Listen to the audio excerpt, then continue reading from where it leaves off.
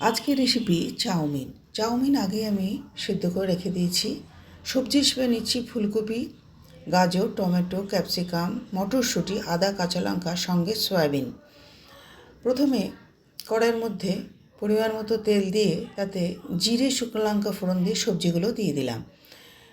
2 মিনিটের জন্য ঢেকে দেবো। ঢাকনা খুলে দিলাম পরিমাণের থেকে একটু কম নুন আর একটু ঝাল লঙ্কা গুঁড়ো। তার সঙ্গে দিলাম ধনেপাতা ডাঁটাগুলো।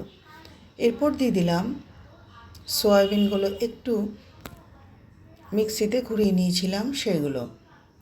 এরপর আবার একটু ঢেকে দেব। এবার ঢাকনা খুলে দিচ্ছি চিলি ফ্লেক্স, অরিগ্যানো,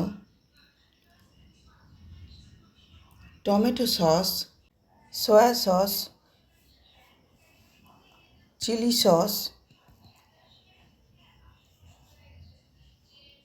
সব কিছু দিয়ে আবারও খুব ভালো করে নাড়াচাড়া করব।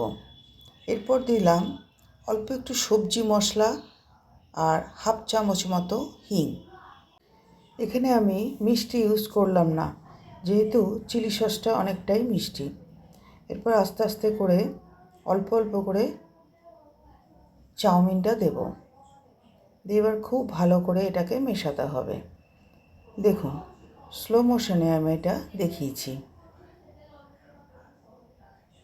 কেমন হয়েছে বলবেন তো?